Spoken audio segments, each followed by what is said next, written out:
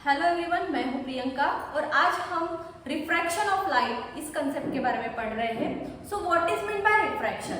जब रे of light enter होती है एक मीडियम से दूसरे मीडियम में, तब वो बेंड हो जाती है from its straight line path. अपने पाथ से वो बेंड हो जाती है, पाथ से अलग जाके मूव हो जाती है। Okay, that is called as refraction of light. हम इसको with the help of example समझेंगे। यहाँ पर मैंने एक एग्जांपल लिया है, डायग्राम ड्रॉ किया है। ये एक प्लेन है जो दो मीडियम को सेपरेट कर रहा है। यहाँ ऊपर में मैंने रेयर मीडियम कंसीडर किया है और यहाँ डेंसर मीडियम। रेयर मीडियम में हमने कंसीडर किया है एयर और डेंसर मीडियम में हमने कंसीडर किया है वाटर। आपको पता है कि एटम्स थोड़े दूर होते हैं। ओके, एयर के एटम्स थोड़े दूर होते हैं as compare to that of the liquid. अगर लिक्विड देखूंगी तो लिक्विड के थोड़े पास रहेंगे। ओके, और अगर सॉलिड में देखूंगी तो और ज्यादा पास में एटम्स जो है वो प्लेस्ड रहेंगे। समझ में आ रहा है? तो यहाँ पे रे ऑफ लाइट कहां से मूव हो रही है? एयर से वाटर की तरफ मुड़ रही है। यहाँ पे एटम्स थोड़े दूर दूर है, यहाँ पे थोड़े से पास है।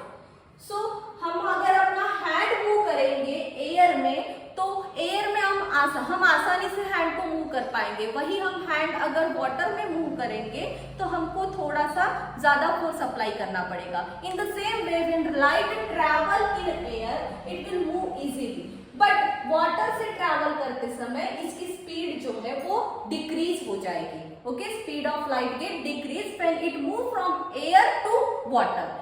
एयर से वो वाटर में एंटर होगी तो उसकी स्पीड रिड्यूस हो जाएगी because more atoms are closely placed in case of water that as compare to that in the air. Okay, so यहाँ पे रे ऑफ लाइट जा रही है एयर से वाटर के अंदर।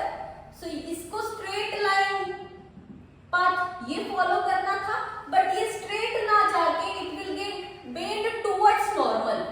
This is normal. नॉर्मल वो लाइन रहती है जो इस प्लेन को परपेंडिकुलर रहेगी। Okay, normal is a line which is perpendicular to the plane separating two medium. दो मीडियम को सेपरेट करने वाले प्लेन को एक लाइन परपेंडिकुलर रहेगी, दैट इज नॉर्मल। अब ये इंसिडेंट रे हमने ड्रॉ की, यहाँ पे इंसिडेंट हो गई। आफ्टर दैट इसको इस पाथ से जाना था, बट ये इस पाथ से ना जाके स्ट्रेट ना जाके ये बेंड हो गई। किसकी तरफ? नॉर्मल की तरफ। इसी फिनोमिना को कहा जाता है रिफ्रैक्शन ऑफ लाइट। ओके, यहाँ पे मैंने जो रे ड्रॉ की है जो प्लेन सेपरेटिंग टू मीडियम की तरफ आ रही है, उस रे को इंसिडेंट रे कहा जाएगा। और after it move from rare to denser medium, the ray which is drawn here is called as refracted ray.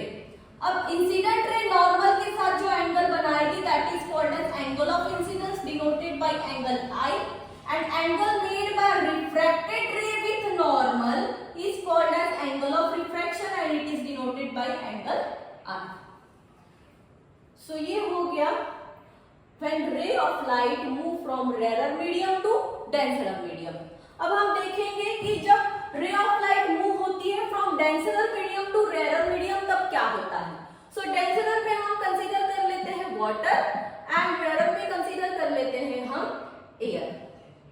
अब रे ऑफ लाइट मूव हो रही है वाटर से एयर की तरफ। ठीक है, सो ये इंसिडेंट रे है, ये स्ट्राइक हो गई to the plane which is separating two medium. दो मीडियम को सेपरेट करने वाला प्लेन। जैसे ही वो इंसिडेंट होगी उसको इस पाथ से जाना था, इस स्ट्रेट लाइन पाथ से जाना था, बट वो ऐसे ना जाके it breaks away from normal. ये नॉर्मल है बच्चों जो परपेंडिकुलर रहेगा। ओके, इस प्लेन को परपेंडिकुलर रहेगा। इस नॉर्मल से ये रिफ्रैक्टेड रे क्या हो गई? दूर हो गई। ये रिफ्रैक्टेड रे है और ये इंसिडेंट रे है। अब यहाँ पे भी बनेगा ये angle of incidence, angle made bye incident ray with normal. ये बन जाएगा angle of refraction, angle made by refracted ray with normal. Okay, अब यहाँ एक्चुअली होता क्या है, वाटर में एटम्स थोड़े पास रहते हैं as compare to that of the air. तो यहाँ स्पीड जो है वो इंक्रीज हो जाती है जब रे ऑफ लाइट मूव होती है फ्रॉम वाटर टू एयर।